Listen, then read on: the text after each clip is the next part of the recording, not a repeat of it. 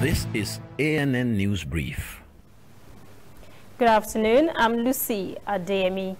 A tropical cyclone has hit a town in Somalia. The cyclone Gati went through coastal parts of northern Somalia, Hafan district in Kaka region, killing 2 fishermen and injuring 4 others. Local radio station Risala said strong winds damaged some houses.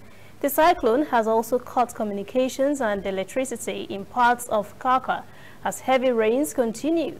Private Somali Broadcasting Corporation reports that the port city of Bosaso is receiving heavy rains accompanied by powerful winds, raising fears that the cyclone might make landfall there as well. A senior Ethiopian government official has said the African Union envoys appointed to mediate in the conflict between Ethiopia's government and the northern Tigray state would not be welcome to visit the war-hit Tigray region.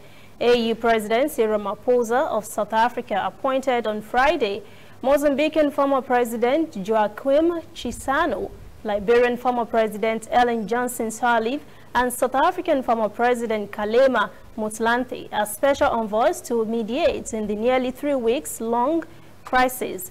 But a senior advisor to Ethiopia's Prime Minister Mahmoud Miretu has said the 3 former presidents will only meet Abiy Ahmed, declining to take the AU envoy to Tigray.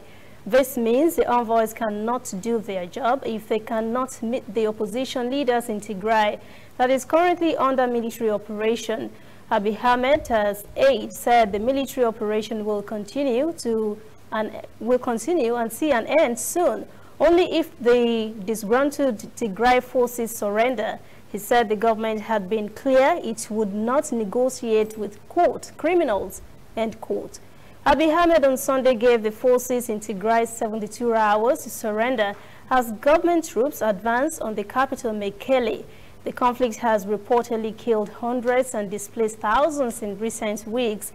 The UN has warned it could trigger a humanitarian crisis.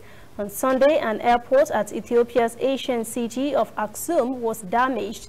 Last week, the government said its troops took over some key towns, including Aksum, from the Tigray People's Liberation Front, which controls the region. Rights group Human Rights Watch has urged Ethiopia to protect civilians living in Tigray's capital, Mekelle, as government troops advance to the city. Human Rights Watch Executive Director Kenneth Roth tweeted that the Ethiopian military has a duty to spare from harm even those who stay in Mekelle, not just threaten that there will be no mercy. We'll be right back. Whether in your house, at your office, on your phone or online, we are there. We have the facts behind the headlines. We cut to the chase with the news you really need. We cover every angle. We are the bigger, better news network. We are African News Network. ANN. Watch ANN News on MITV from a truly African spirit. Burkina Faso election closed earlier on Sunday for fears of jihadist threat. Burkinabe people headed to the poll in presidential and parliamentary elections. Voting reportedly passed peacefully, but some polling stations in eastern areas affected by a jihadist conflict had to close early due to security threats.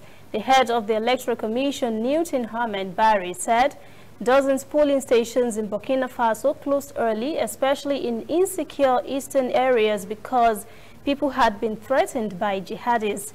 Hundreds of thousands of people were unable to cast their ballots because of Islamist violence that has rendered parts of the north and east too dangerous. Analysts expect a tight contest among incumbent President Roch Kabore, seeking his second 5-year term, and 13 other opposition candidates challenging him. Kabore's opponents accuse him of failing to stop the jihadist attacks, which have killed more than 2,000 persons this year. Brutal attacks in Burkina Faso have forced more than 1 million civilians from their homes in the past 2 years alone.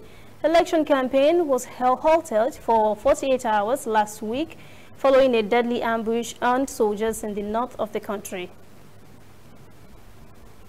That is ANN News Brief at 4. Join us again at 5 for our full newscast. For details on these and other breaking stories, visit our website, annafrica.news. Conversation continues on our social media platforms, Twitter, Instagram, and Facebook at ANN Africa TV. I'm Lucy Adeyemi.